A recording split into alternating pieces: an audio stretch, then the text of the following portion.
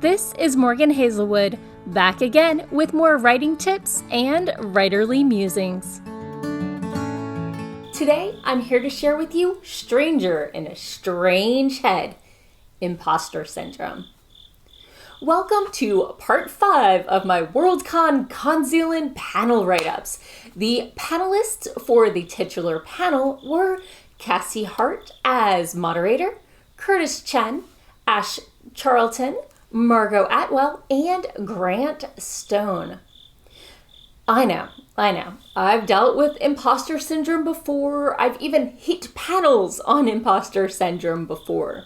But every con I go to is full of amateurs and professionals suffering imposter syndrome. Also, Google just reassured me that I am spelling imposter correctly, at least this time. ER or AOR is correct. So this panel didn't have a description, but the title basically says it all. Before we get into my notes though, let's talk about what is imposter syndrome. We need to make sure that we're all working off of the same definition. So imposter syndrome, according to Wikipedia, is also known as impostor phenomenon, imposterism, fraud syndrome, or the imposter experience. And it is a psychological pattern in which an individual doubts their skills, talents, or accomplishments, and has a persistent internalized fear of being exposed as a fraud, i.e. me right now. In other words, it's that feeling that people think that you are better than you are, and that you don't deserve to be where you are. Now, in the writing world, no matter what path you take, you can always feel not good enough.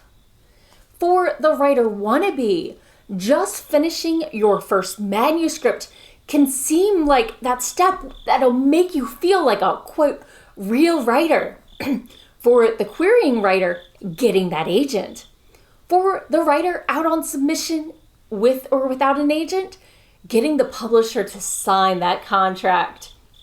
For the writer publishing either way, traditional or indie, holding that first copy of that published book. Or getting that first sale and then getting that next sale and then earning those big bucks, winning that award. There is always going to be something bigger to strive for before you feel like you can call yourself a real writer or a writer who's made it. So let's talk about things that can trigger imposter syndrome. Confession, the beginning of this panel was kind of hilarious. When you attend a panel, the first thing that the panelists do is introduce themselves and discuss their credentials to be on the panel. How does one list one's accomplishments to prove that they belong to be on the panel without disproving their own imposter status? It proved for many of them a rather strong cognitive dissonance experience. Holding two opposing beliefs in your head is hard. So, first trigger, proving you belong on an imposter syndrome panel. Am I an imposter at being an imposter? Second trigger, sharing your work with others. They could judge it. Third trigger is actually external validation from people you know. They're just being kind. One panelist used to feel like an imposter because he is gay, and now he feels like an imposter because he is a cis white man. What can he say about the human condition? And possibly starting to write a new book.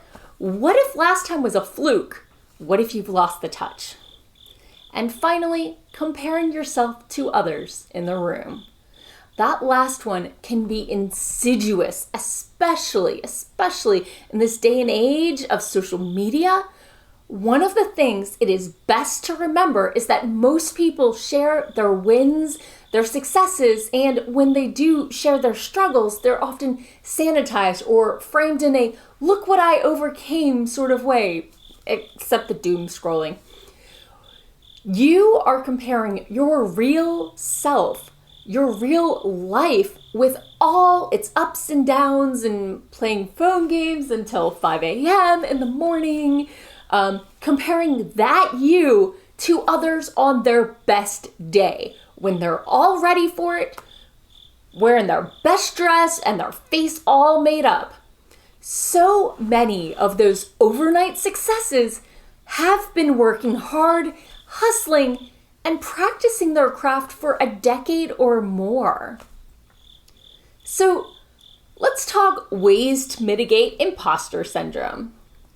Now, when applying for jobs, studies have shown that men typically apply to jobs when they meet at least 60% of the listed skills. Women when they meet 100%. Remember that the best way to reach the moon is to shoot for the stars and miss. Now, this list of tips to help you deal with imposter syndrome is long, so hopefully something in here will resonate for you. Tip 1, meet and interact with the people you're comparing yourself to, if you can. You find out that they're real people with their own foils and foibles. 3D people are less intimidating than best tips. So, second, remind yourself why you're in their company and that you are qualified to be there. Third, ask yourself, who taught you that you weren't as good as the others? Are they actually someone whose judgment you trust? Fourth, as an author, 95% of the authors around you have been there with imposter syndrome, or they are there right now. And most of them are sweet and friendly and helpful and welcoming.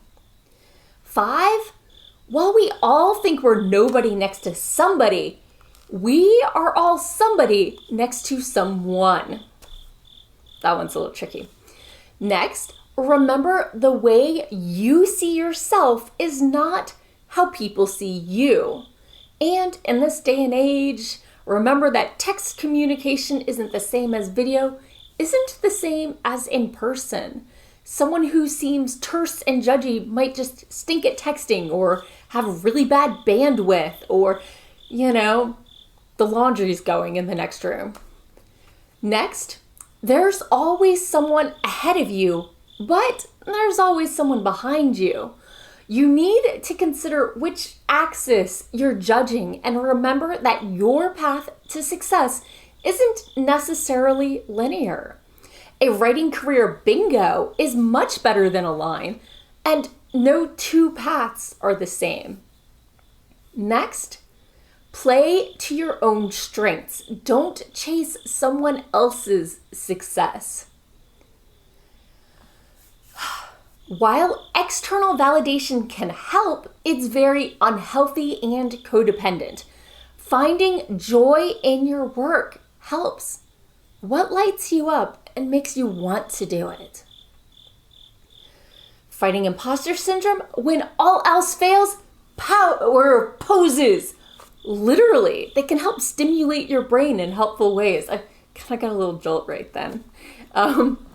Another tip, you can try finding a song that resets or recenters your brain. Maybe not necessarily one that peps you up, just one that helps you find that peace.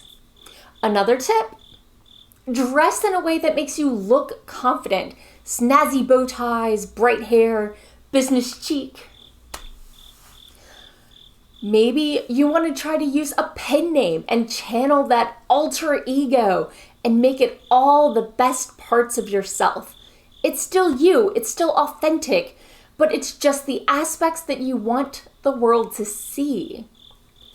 To fight imposter syndrome, remember to separate who you are from what you do. Just existing, just being you makes you worthwhile without accolades. Another tip, think about the expectations and next steps or goals and see if these are actually things you want or just what seemed like the next step. If you want them or if you want something else entirely, figure out the steps to get you there and take them. Another tip to fight imposter syndrome: when you step outside of your comfort zone, acknowledge it and give yourself credit for trying. Have friends and family who encourage and support you and push you to grow. If you don't have anyone that's supportive, find better friends. Seriously, we're out here. Although you have to reach out. So next tip, you can opt out of the pressure to make your hobby a hustle. Write for yourself and enjoy the hobby and share it if you want. So in the day job world, there's a spot, usually about 3 months into a job, where many people know exactly how much they don't know and they're struggling. Pushing past it, they often find that they're competent at their jobs. With writing, you keep promoting yourself and you're going to struggle every time you advance. Be patient and work through it. Next tip, be your own friend. This one gets a little recursive. Tons of people are far more empathetic with others than they are with themselves. And be empathetic with yourself if you're not good at this at first. It takes practice, and you wouldn't write off a friend for being bad at being empathetic to themselves. Yeah, recursive. Next, this one you've seen me do. Set your goals as things you can control, not things reliant on someone else. How much you work rather than whether or not you get rejections. And finally, if all else fails, own it. Pretend to be the person they think you are, or fake it till you make it. Be the best imposter. So they shared each shared their favorite quote or mantra. 1, I am worthy. I am worthy. I am worthy. Ground yourself in things that fill you up. You have no control who lives, who dies, who tells your story. Hamilton. Bleep you, honey. You're lucky to have me. So those are 4 quotes. Pick your mood. If you're going to put yourself out there, you have to be ready for feedback. And rejection is a form of feedback, but it's also a form of progress. You've had the idea, you've put it on paper, maybe you finished the piece and sent it out. When you get that rejection, you can just send it right back out to someone else. Clearly not back at the person who just rejected. They're not always saying no, hard stop. Often they're saying not right now, but keep going. Don't self-reject.